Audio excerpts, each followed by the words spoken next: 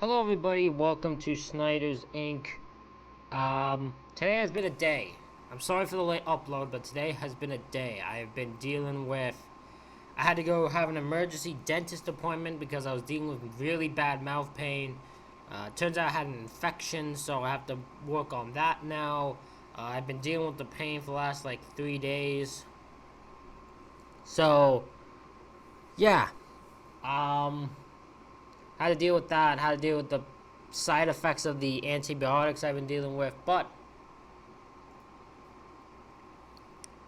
we're going to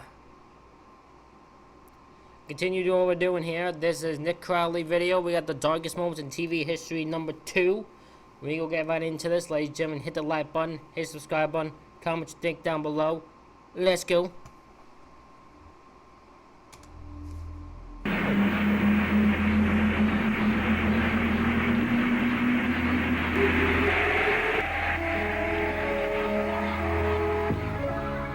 January 11th, 2001, famed Brazilian actress, model, and singer Xuxa lands her prop spaceship on the stage of a Brazilian TV set and begins her show the way she always does.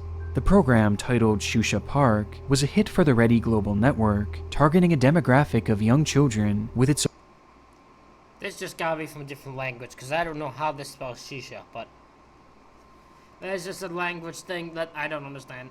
That's all. Over-the-top dance numbers, fun games, and immersive futuristic sets.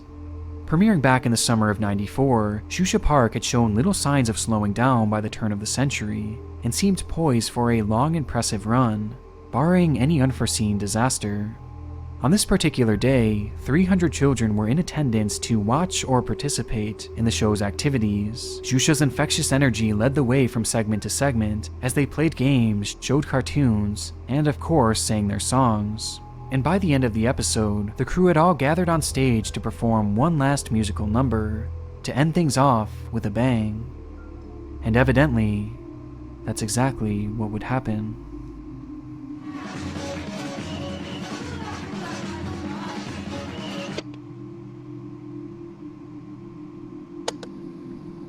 This frame was taken just over 1 minute later, revealing all that remained of the set, as within that impossibly short window of time, the once bright and inviting scenery was turned to a pitch-black, unrecognizable hellscape, barely comprehensible to the camera that was also just mere moments away from being swallowed by the flames, but not before it would capture the carnage firsthand.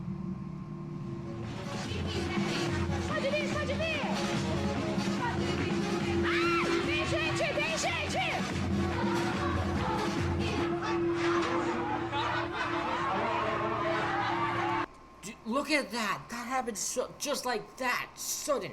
That sudden! That place just went up in flames.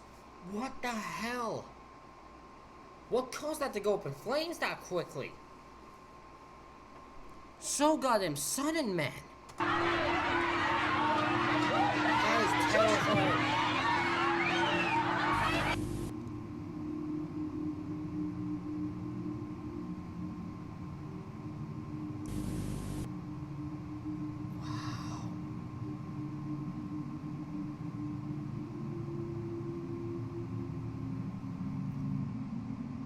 In the blink of an eye, the spaceship which Xuxa had rode in on and was moments away from re-entering to leave the set would catch fire, all while the dancers continued their performance, unaware of the emerging danger behind them.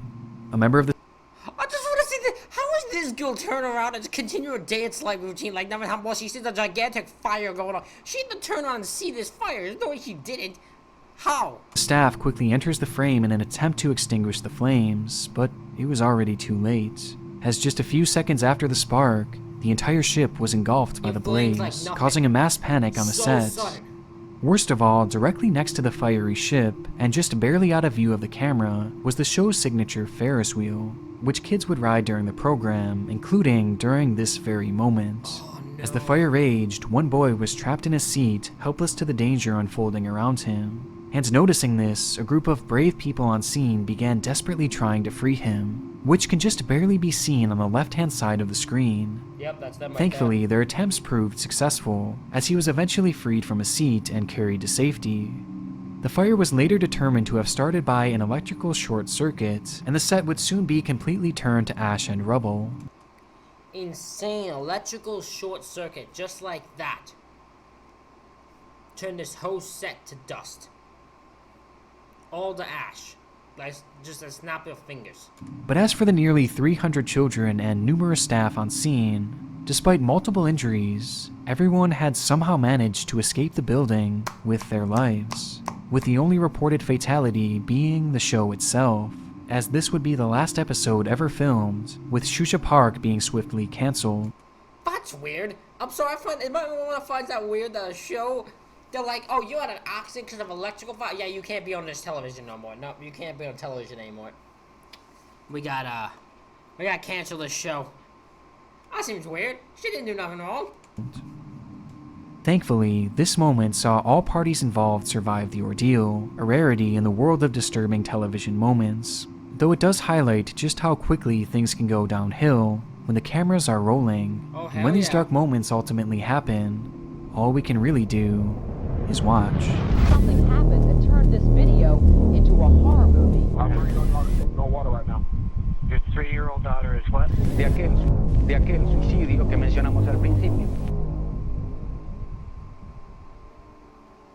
If there's one lesson you can learn from my channel, it's that the internet can be a dark and unforgiving place, and unfortunately it's become all too easy for data brokers to find our personal information, like our full legal names, personal emails, home addresses, and even our relatives. And as someone who has been personally affected by the availability of this information, which has caused me a great deal of anxiety, I'm very excited to tell you about today's sponsor, Aura, a company dedicated to helping our private information stay private. Aura uses their technology to identify data brokers that are exposing your information and automatically submitting opt-out requests on your behalf, which extends to junk mail, telemarketing lists, and my personal least favorite, robocalls. On top of this, Aura monitors your emails and passwords to assure your information hasn't been involved in any data breaches, even going as far as to search for your information on the dark web to see if any of your personal details might be out there. Aura's app also features a VPN, password manager, real-time credit and identity theft monitoring, internet parental controls, and even protects your devices.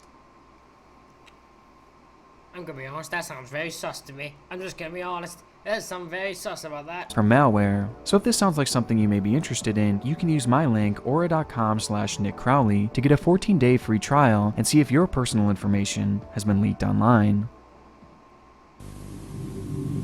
Joanda Núñez, la muchachita, era hija de Emilio Núñez. There are very few manners of death that strike fear among us as much as the horrifying prospect of being buried alive. The dark, claustrophobic nature of it, slowly losing oxygen with not a thing in the world you can do to stop it. It just strikes a chilling chord with so many. However, with this fear arose a unique opportunity for those looking to make a spectacle. Rather than running from this mortal fear, a select few magicians and daredevils have tried their hand at the challenge of being buried alive, by not just surviving, but escaping. The trick was popularized by arguably the greatest magician of all time, Harry Houdini, who tried his hand at the stunt on a few separate occasions, the first of which would see him narrowly escape a casket buried under 6 feet of dirt by breaking through the surface with his fist, only to fall unconscious before he could complete the trick, with the stunt almost ending in his death. From there, he would be buried again on 2 separate occasions, surviving both for well over an hour, but never being able to fully pull himself out, and in turn pull off the seemingly impossible. Houdini did have plans to give it one more try in 1927, when he believed the stunt would finally be completed, but sadly he would pass away before getting the opportunity. Because of this, the trick is acted as somewhat of a magnum opus for any magician able to pull off the feat, a feat that even the great Houdini himself couldn't accomplish. And so, on the 66th anniversary of his death, American escape artist Bill Shirk would honor the late magician by attempting to do just that. For the stunt, Shirk would add extra elements of flair, upping the danger by being handcuffed and having cement poured over top of the casket as opposed to just dirt. And he planned on doing it all with a TV crew on hand. This just seems stupid. Once you pour cement on it, you're an idiot, because it's just gonna destroy the casket. And you're gonna just die from that. Like, that's so stupid.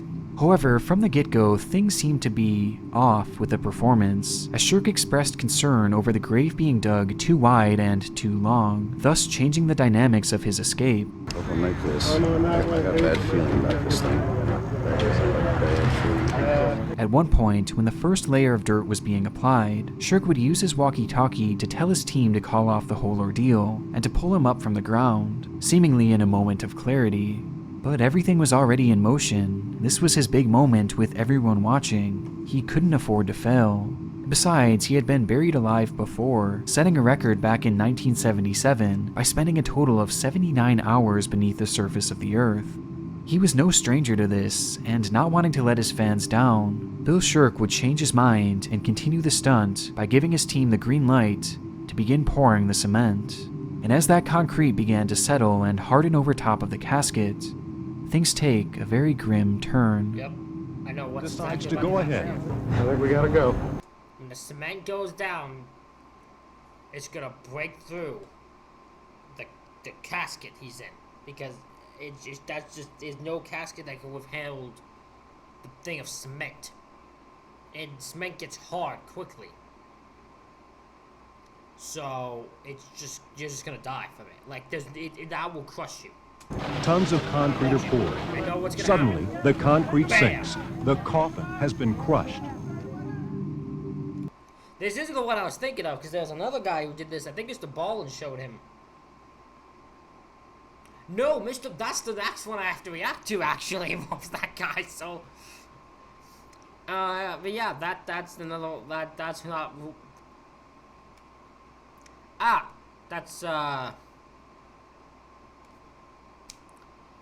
This isn't who I was thinking of. Almost immediately, the level of liquid concrete dips dramatically, and large bubbles appear on the surface accompanied by a massive splashing noise. Signs that point to only one real possibility, that the weight of the concrete and dirt had caused the coffin to cave in, with those very same materials instantly filling in any available space inside the coffin, and in turn, suffocating Shirk. The rescue effort was underway almost instantly, but still, it felt like it was all moving in slow motion, and most assumed right away that if the weight of the concrete alone had not killed him, then the lack of oxygen certainly would. A backhoe digs, and crucial moments pass. Shirk cannot be found.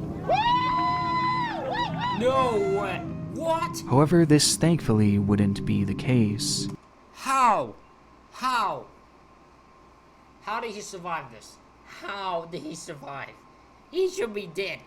He should be dead. That's a miracle on its own. Incredibly, Shirk managed to claw his way to the surface, where his team was able to pull him to safety and rush him into an awaiting ambulance. And though his condition appeared severe, he was alive and had somehow cheated death. Thank God he spared my life on this one, and it'll be a while before I'll do one of these. I'll tell you that. Despite claiming to be done with his stunt for a while, Shirk would be back to attempting his death-defying stunts soon after, with some ending in similar results. After Shirk climbs in the casket, the snake goes in first, but there's a problem, and Shirk has to get help.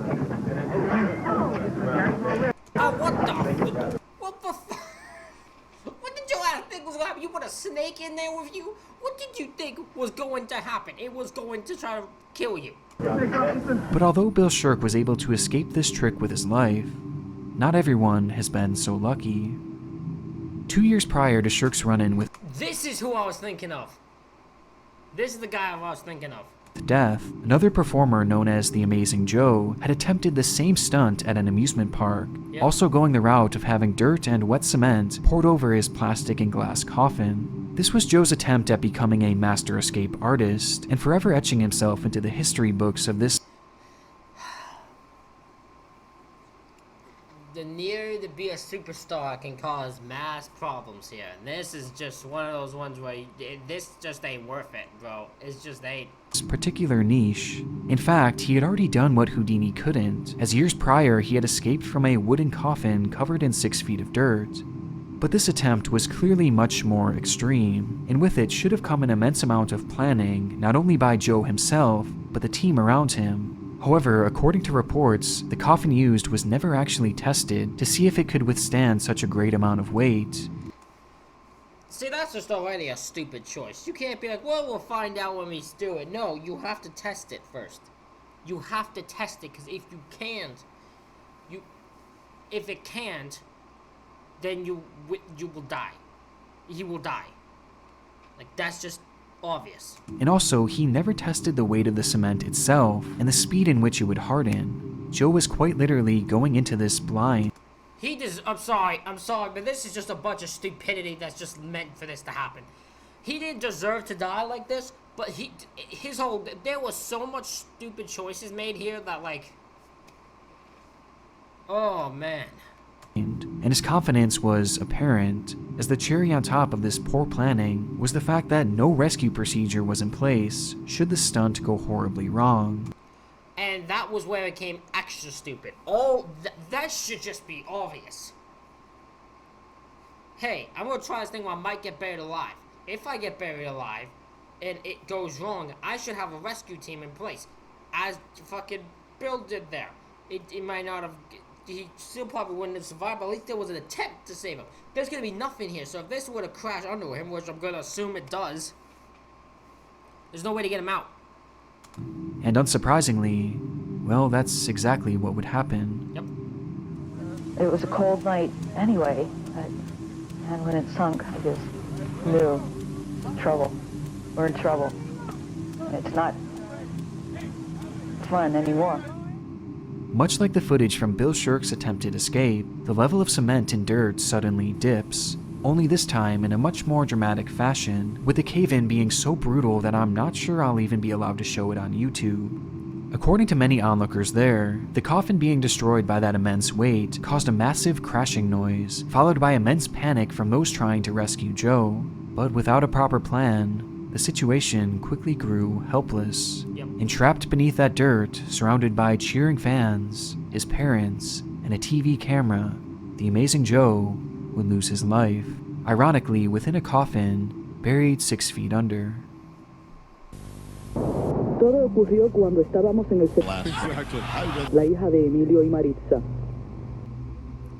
Sporting events are no stranger to disturbing TV moments, from hockey players having their throats cut open, Oh, folks, this is ugly. Richard Zedek is cut wide open. to a football player suffering cardiac arrest right there on the field. They have been administering CPR through these past 2 breaks that we've taken. It's unfortunately always a risk in practically any televised sport out there, and although there's always a lingering chance that at any moment things could go terribly wrong, that risk mainly pertains to the players actually participating in the sport, and you likely wouldn't imagine fans being in any sort of danger as they sit by watching the game. Though sadly it does happen from time to time, with perhaps the most notable example being the story of Shannon Stone. Shannon was a 39-year-old firefighter who, on the 7th of July 2011, took his son Cooper to watch a Texas Rangers game in Arlington. This was the perfect bonding opportunity for the duo, and an even better opportunity to catch fly balls, as their seats left them in prime position to take home an unforgettable souvenir. The two would even stop at a sporting store beforehand, where Shannon would buy his son a baseball glove to use in the event that a loose ball came flying their way. And as the game reached the top of the 2nd inning, their moment had finally arrived. That one blind but foul. When I look at who the A's are facing. A foul ball was hit in their general direction, being quickly recovered by Rangers outfielder Josh Hamilton. And rather than returning the ball to the dugout or the field itself, Hamilton decided to make Cooper's day, recognizing the young fan in the stands and subsequently tossing the ball to Shannon. As this was all transpiring, the game continued with the pitcher preparing for his next throw, before suddenly, you can hear the sound of something strange. I want them to be great in their last exactly. I would rather have that than have it like Holland where he gets knocked out. It almost seemed like yelling, which was followed by some sort of strong reaction from the crowd, which in turn led to an immediate stoppage of play, as the announcers were left trying to figure out what exactly was happening, until they finally received word on the unfolding situation. He's got a lot of energy built up. I think somebody fell out of the stands in left field trying to field a baseball guy. Well, this is it. That's why there was time taken. Wow. Wow. The man in this footage was in fact... So he just So this one we're assuming he underthrew it. The baseball guy did, and Shannon, who I'm gonna assume is this guy, who's the one who fell, tried to catch it for his son, but fell over as a result of it. Shannon Stone, and as Josh Hamilton had gone to toss the ball up to him, the throw fell just a bit short, causing the 39-year-old father to extend past the railing before losing his balance. And despite the seemingly playful nature of the announcers at the time, you were right, Ray, somebody did tumble. This fall was no laughing matter, as below that railing stood a 20-foot fall directly onto a concrete floor, which Shannon would strike head first. As he laid there on the ground, barely able to move, the man was miraculously still conscious, finding the strength to tell the rescue team carrying him out, "Please check on my son. My son was up there all by himself." Oh my god, his first thing while he was conscious, probably barely injured for life, is just check on my son. Oh my god. Man just wanted to get the baseball for his son, so he had a souvenir from the show. Based on this reaction, it was clear that Stone was obviously alive and had clear brain function, making his initial prognosis on the scene somewhat promising. But before he would even reach a nearby hospital, Shannon Stone would be pronounced dead. According to many medical professionals, this immediate showing of brain function was more or less a fluke occurrence, and something they call a lucid interval, which is a window of conscious clarity after a traumatic injury, essentially meaning that although his ability to move and speak seemed to be a positive indicator, it was instead a sign that the injuries his brain had suffered were going to be fatal. In the years since, Shannon Stone's memory lives on with a statue being made in his honor in that very stadium where his life came to an end, forever immortalizing someone who, by all accounts, was a great man and an even better father. That is awesome. That is actually awesome. That is awesome that they gave a statue that to honor him. For the fact of like he just wanted to catch a ball. That is awesome. Hacía solo 2 meses que Joanda se había... We don't see or hear anything. Y su padre se preguntaba por qué su hija se había quitado la vida. If you spent any considerable amount of time here on YouTube, then chances are you're at least somewhat familiar with the show To Catch a Predator. Yep. During its run on Dateline, the show was incredibly popular, with its host Chris Hansen being launched into stardom for his role exposing pedophiles on the internet. How you doing? Can you have a seat over in that chair, please? At the time, there was really nothing else like this on TV, and was widely viewed as one of the most entertaining shows out there, which has caused it to find a second life here on YouTube, as re-uploads of its... There are some weird things he's done here. My god, this would be his own reaction video. He could do his whole fucking channel dedicated to whatever he wanted to do. God, that would be a fucking... Just reacting to that would be interesting. Episodes have been viewed as many as 50 million plus times.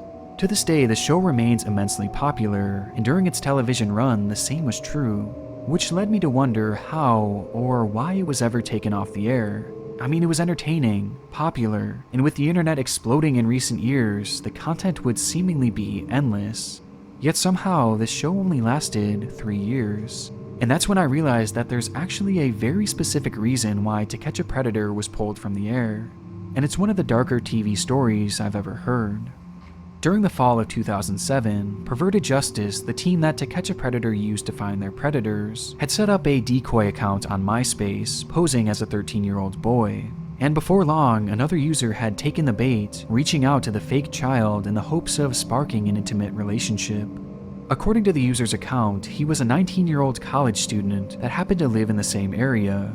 However, upon doing some light digging, the Perverted Justice team discovered that the man was actually in his late 50s. His name was Louis Condrat, and although his behavior was similar to essentially all other predators in the show's run, sending explicit messages and pornographic images despite knowing he was speaking to a child, Louis was different in one respect.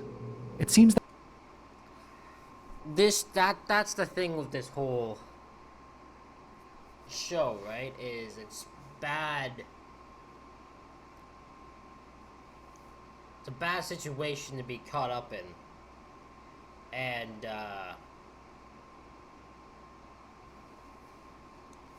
these people are sick people. Like, all the predators, they're sick, twisted people. But the problem that becomes is it... And the thing I've never figured out is to catch predator with law enforcement, or is its own thing. That Conrad was in a position of power, working as a chief felony assistant district attorney for Rockwall County. This was setting up to be To Catch a Predator's biggest catch to date, and exposing him would not only mean bringing him to justice, but also bringing in great ratings for the show. Though there was one major issue. Upon engaging the decoy for a few hours and even calling to speak to him... Hello? Hey, Will. Hey, what are you doing? Nothing. What are you doing? Nothing. No? No, I was looking up to see how to get to where you are.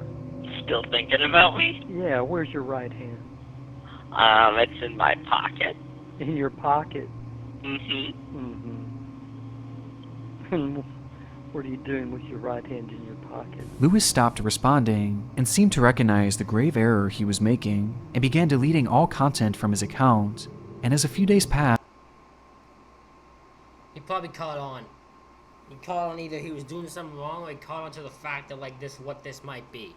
He might have just been caught on to what was going on. it was clear that Lewis was not going to be visiting their sting house, which meant no program and no justice. However, the To Catch a Predator team was not going to let this go easily, with the crew coming up with a plan that had never been done before in the history of the show. They were going to bring the program to Conrad. And so on November 5th, Hansen and his crew would visit Conrad's house with a group of officers and an arrest and search warrant. This would not be without controversy though, as the warrant supposedly contained wrong information like the wrong county and the wrong date, meaning that they would likely struggle to hold up in court and probably should have never been acted on. Despite this, the crew urged law enforcement. Wait a minute, so they had no... Did they have a warrant to come to this guy's house? Or did they just go because they took Catch a Predator's word for it? Listen, I don't doubt that the show is not faking shit. Especially in this situation, I don't really hope they're not faking shit.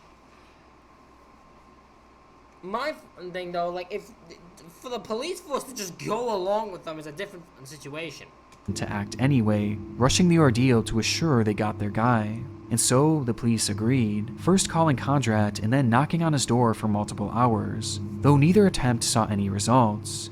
And growing impatient with the whole ordeal, they then called in the SWAT team to surround and eventually breach the house, which they would do around 3 p.m., barging into the home and surrounding Conrad at gunpoint. As this was all happening, To Catch a Predator had their cameras trained on the outside of the home, awaiting the shot of Conrad being ushered into a cop car and driven away, unaware that this time, things were going to end much differently.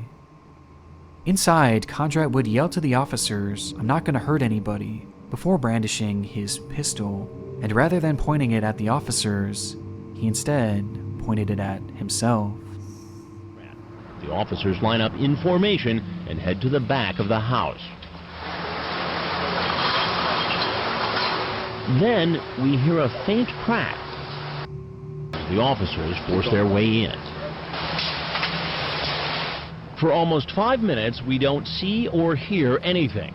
Then Lieutenant Adana Barber of the Murphy Police Department comes out and tells us what happened. As they made entry, they confronted the suspect. I believe he was in the hallway, and he told them he wasn't going to hurt them. And he had a pistol in his hand. This single gunshot would Actually, I'll let you continue before I say anything. essentially mark the end of To Catch a Predator, as in the time following, NBC would be hit with a $105 million lawsuit from Conrad's own sister. And though this lawsuit was settled privately with undisclosed conditions, the show was already on death's door, which was not helped by the national media dogpiling on To Catch a Predator, as well as perverted justice. But now there are serious questions about what goes on behind the scenes. Whose sting was this? The police departments or the vigilantes hired by Dateline? Well, both, because it was vigilantes thing, but the police went there and just took the fucking word for it, so... I mean, police aren't at fault, aren't, like, just not at fault for this one, but, like... You don't have the full transcripts? I don't know. That's exactly part of my problem. The police department can't tell me whether or not I have the full transcripts. Did your arresting officers, did they see the chats before they made the arrest? In some cases, yes. Did they see the entire chance? Making it impossible, says District Attorney Roach, to mount a successful prosecution. Yeah, this wouldn't have... If this guy would have just went, he would not have been in jail for long. He wouldn't have been in jail for long. This whole thing went... This was never gonna work. Although I will admit, him reacting that way, doing what he did, kind of commits guilt to me. Might be just me and me thing. Charges have been dropped against every single person arrested in the Murphy sting. With these claims... So every person that was actually arrested from this show in this area had to be released because they couldn't take their word. Oh! Ooh, because they might actually have done it. There's some dangerous people being set out on the loose. Causing some to believe that the show was more interested in entertainment rather than justice, and whether that's true or not, To Catch a Predator would be cancelled, marking a tragic end to one of the strangest, yet most compelling TV shows ever to be broadcast, thanks solely to this grim moment. Su ex esposa Maritza. Maritza, me daría una reacción para ocurrió así, por favor. As evident by the first batch of cases in this video, many of the darkest moments in TV history come from shocking accidents or overall disturbing events that play out for the cameras to see. However, there are a select few examples where television moments only really become dark long after they're aired and more context is given. For example, in our first installment of the series, we discussed Renard Spivey. Ask him, he's been married for how long? Over 27 years. Over 27 Look at him though, years. he look mad. You don't look happy, brother. You don't look happy. 63-year-old Renard Spivey accused of killing his wife, 52-year-old Patricia Spivey, after an argument that turned deadly. The man who had murdered his wife. I hate the word allegedly. I hate it. It makes no sense. Sometimes they use it so many times, like... There's some times where I get it, and then there's times where, like, there'll be fucking video evidence of what happening, and they'll be like, you allegedly did it. Like, he didn't allegedly do it, he did do it.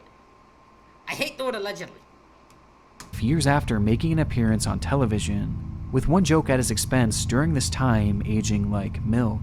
The concept of killers finding their way onto TV is one that I've recently become fascinated by, with the case always being brought up in tandem with this conversation being the dating game killer. Yep. In 1978, a man named Rodney Alcala had found his way onto the popular show The Dating Game, earning a The greatest, the most notorious one when it comes to killers on TV.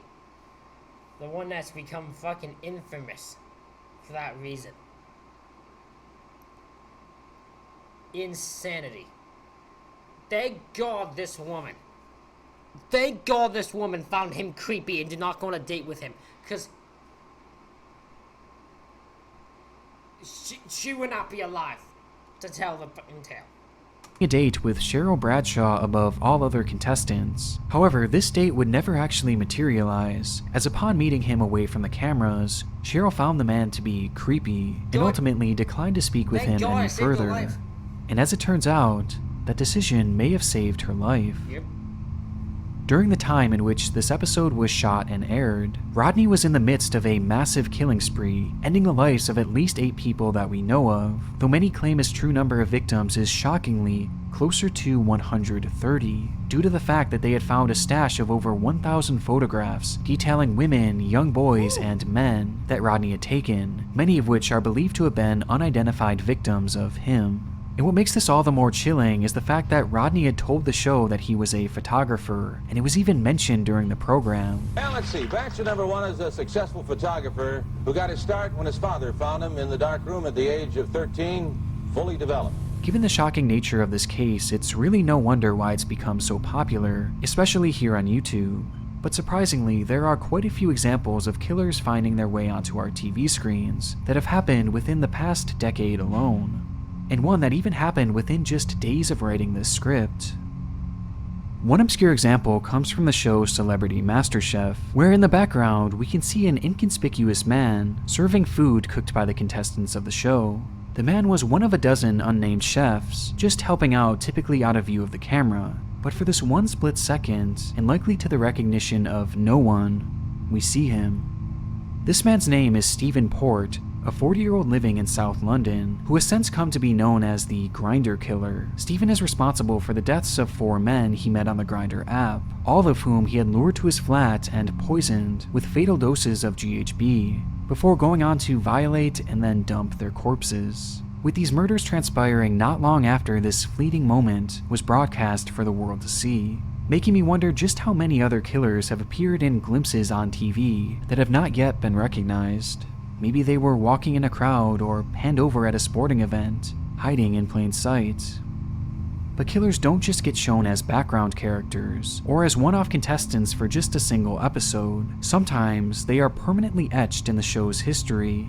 In the summer of 2020, Food Network began airing a season of Worst Cooks in America, one of their more popular shows, and this one was set to be a big one, as it marked the program's 20th season. The competition was all in good fun, with lots of humorous and memorable moments, leading to the eventual finale on the 2nd of July.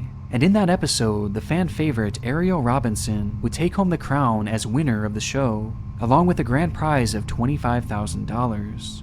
However, if you were to look for this season today, let's say on demand, on streaming services, or even on TV, you would be left with no results, as its existence has been practically wiped from the face of the earth. And given what happened after the season ended, this comes as little surprise.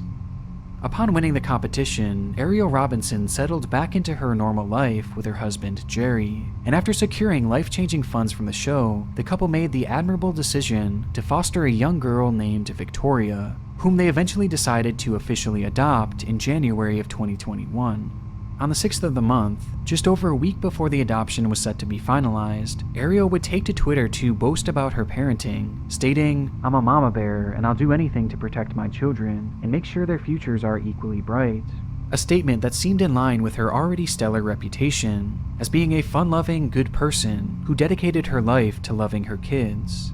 However, no one could have imagined the devastating turn this family was heading for.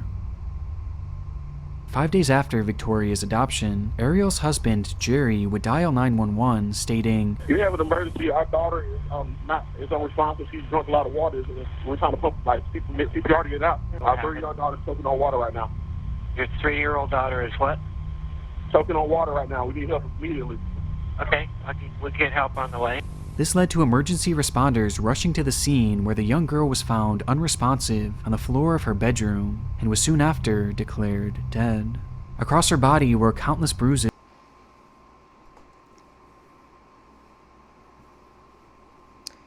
Now I know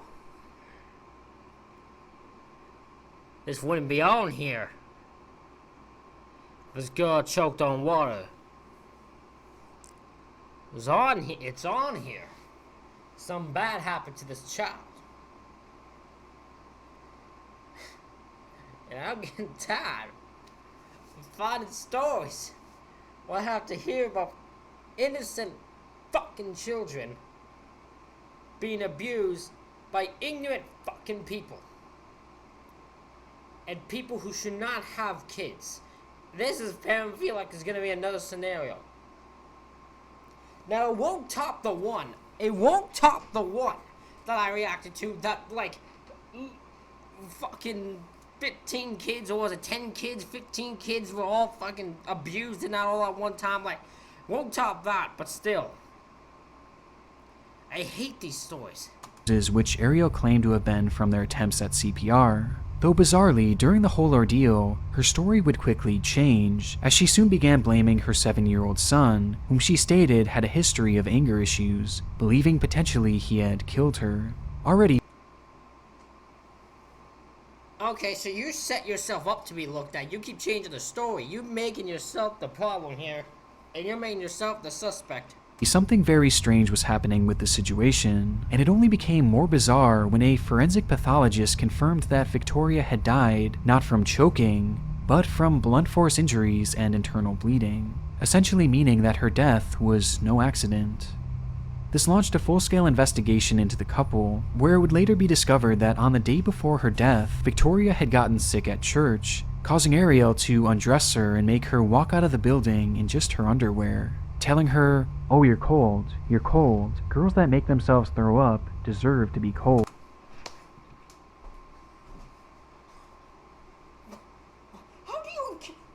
Is this your only child?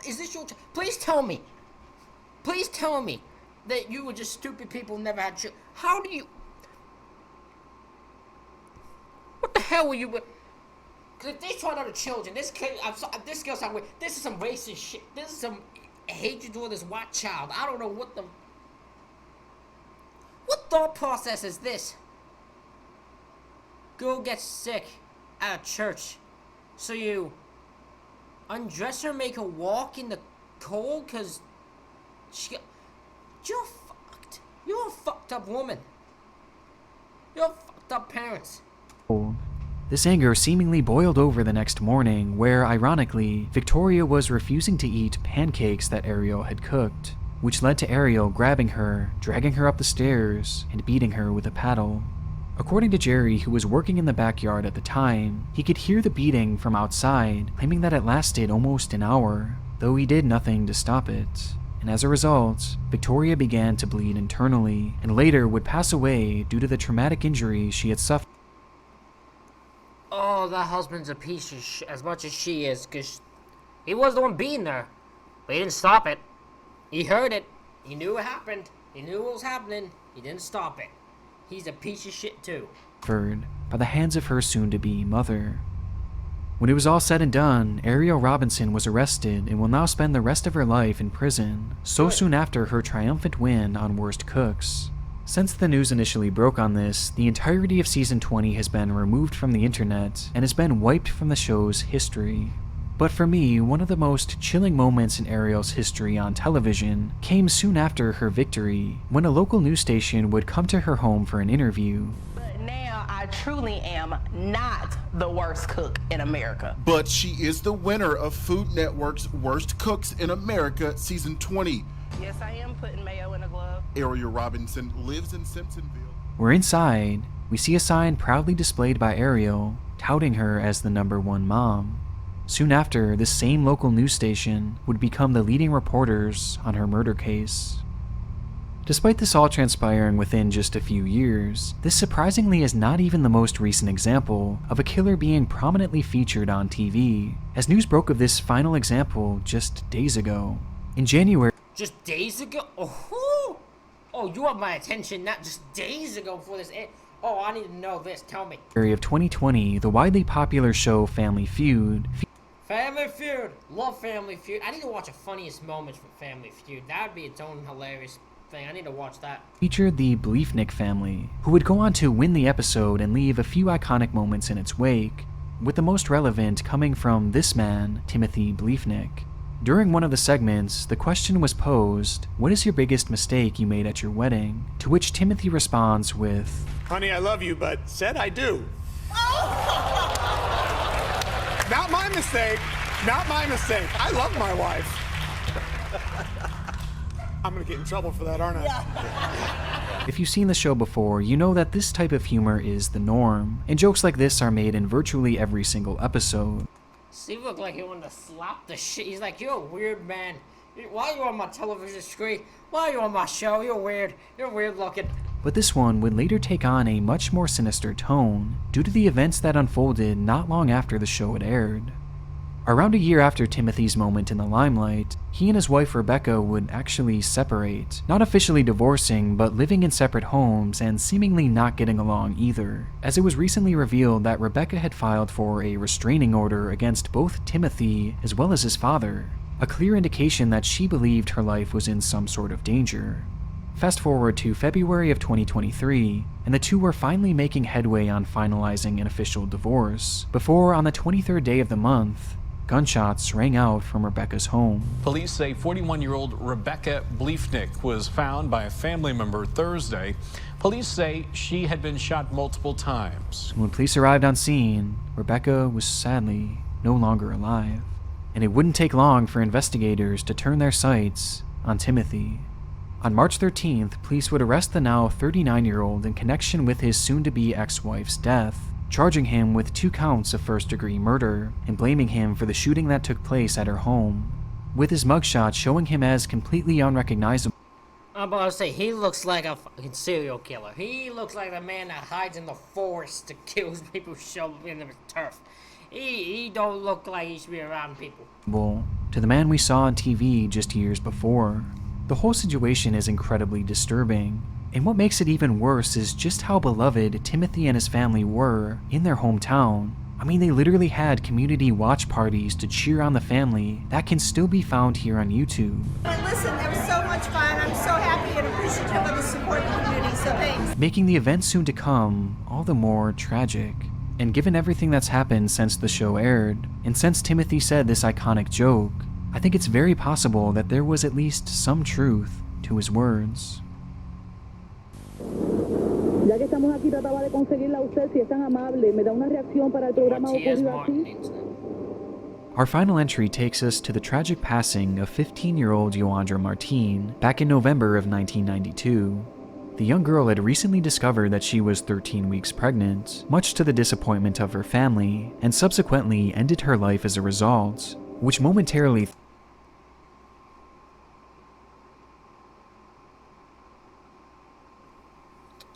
Well, we're starting this one off, so the child that, I guess that's not the focus of this, but the child found out she was pregnant, and knowing her family would be disappointed and ashamed of her for what took her own life as a result. Thrusted her parents, Maritza Martine and Emilio Nunez, into the public eye. The two had been separated since before she was even born, with Maritza gaining full custody, something that Emilio would later claim she had used to keep his daughter away from him, as the two supposedly spent very little time together. As a result, Nunez began publicly blaming Maritza for the death of their daughter, claiming that she and her new husband had been abusive towards her and had even struck her upon discovering she was pregnant. Making matters So there's an estranged couple that have, like, issues. I was gonna say heat. Well, like, that's some wrestling terminology right there. Issues. They have problems with each other. Because the guy who was barely around his own daughter before her life was taken, he was barely around her, and then he started blaming his ex-wife for what happened. Started blaming the mother for what happened. You know, it probably was all of them. It was just all of how the daughter knew all of them would feel. That caused her to be in that much of a mindset that she did what she did. Worse, Nunez would go on to allege that Maritza never even told him that their daughter had died and had only found out an hour before the funeral from a friend. Now, I want to stress that there is absolutely no information I could find to fully confirm any of what Nunez was claiming, and with many elements of Nunez's story, the jury is still out, though in his own mind, this truly seems to be what he believed. And this is where the dark side of television began to rear its ugly head. For whatever reason, the news station Ocorio Asi had decided to cover Emilio's allegations against Maritza, seemingly taking his word at face value and launching a full... Well, that's just stupid. That's actually legitimately stupid. Never take a husband's just word at face value if there's no evidence. He can't just say it and you just go, oh, well, sounds about like... Sure, well, sounds about right. Like... What type of news station is this? This is next level. This is a news station that is wrong with news. They don't know what the fuck they're doing. They were so bored of news, apparently. They just took this guy's words just so he had a story. That's fucked up. Scale story into the case. It started with Emilio being interviewed by a reporter from the station named Ingrid Cruz, which transpired in the vicinity of his daughter's grave. During the questioning, Ingrid would ask him things like, what would you tell your daughter if she was still alive? And how did you feel when you saw your dead daughter in the casket?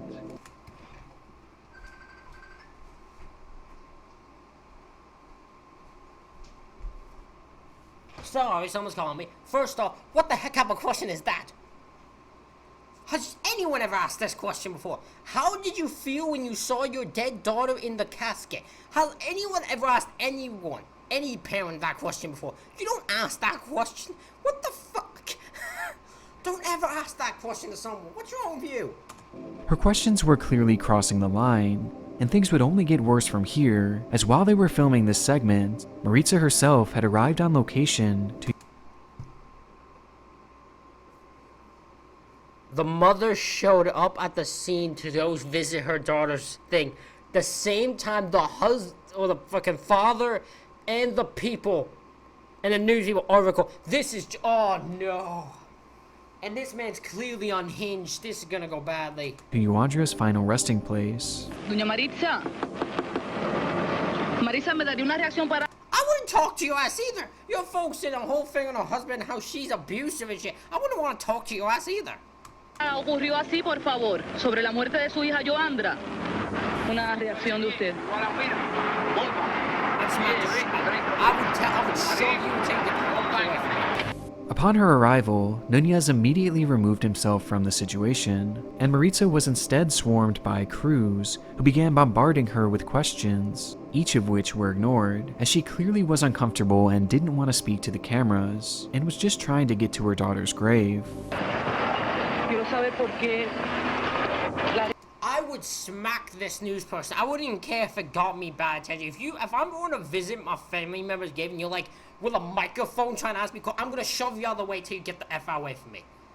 I'm gonna tell you, get away from me, and if you don't, you're gonna have a... I would say, if you don't, I'm gonna give you a real news story. Leave this woman alone. It's clear in the footage that tensions were rising by the second, as it seemed apparent that Cruz was clearly attempting to provoke her into any sort of reaction, until suddenly, the unthinkable happened. Su hija tomó esa decisión de quitarse la vida. Usted no tiene nada que decir. In a split second, and out of absolutely nowhere, we see Nunez charge back into frame. As though he initially appeared to be doing the responsible thing by walking away from the conflict, he had instead actually returned to his car with the sole purpose of retrieving his pistol, which he would then use to shoot Maritza over and over and over again, all while the camera was still rolling.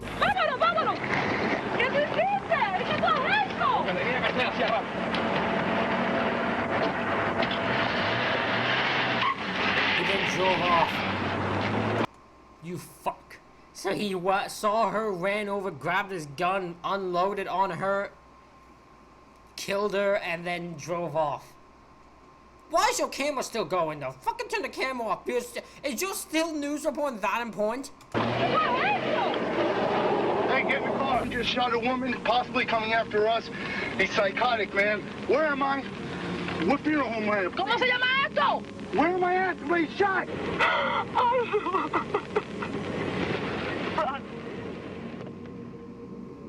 Maritza would be shot a total of 12 times, and in turn, Literally unloaded almost an entire round or two on her.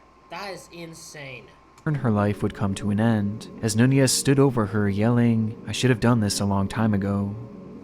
When the smoke cleared, Nunez would be arrested and sentenced to life with a possibility of parole in 25 years. And what's most frustrating is just how avoidable this really seemed to be. Maritza herself had actually requested a restraining order against Nunez not long before her murder, but was surprisingly denied, as police stated that it would only anger him more.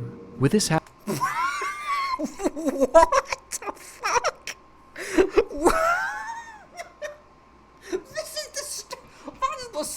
That is legitimately the stupidest thing I've actually ever heard. So this guy's a danger to you, right? Yep. So you want to restrain order to get him away from you? Yeah. Well, it seems like he'll just make a match, so we're just not going to do that. Where did this take place?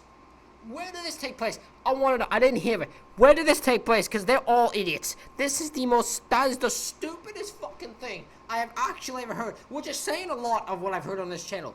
But that has to be the stupidest thing I've ever heard. Happening despite the fact that police were already well aware of Nunez's violent temper, as authorities were literally called on scene for Yuandra's funeral, as Nunez had threatened to kill other members of the family. He was obviously a very troubled man, who following the loss of his daughter, needed help more than anything. Yet even after all this one news station decided to not only platform him, but to provoke him, right before the two had crossed paths, leaving us with one of the darkest moments. Okay, so in defense of the news thing, I don't think the news thing knew she was gonna show up. If the news station knew she was gonna show up and brought him there at the same time, oh, the news station, all of them should be arrested in that decision making. They should have all be arrested if that was the case. If they didn't know, I don't think they knew that would be the case though, because that would be hard to figure out. To ever transpire in the history of television. I just wanted to let you guys know. Alrighty, ladies and gentlemen, that is it for this reaction video. Let me know what you thought about it in the comments. Hit the like button, hit the subscribe button. Thank you all for watching. I'll see you all for the next one.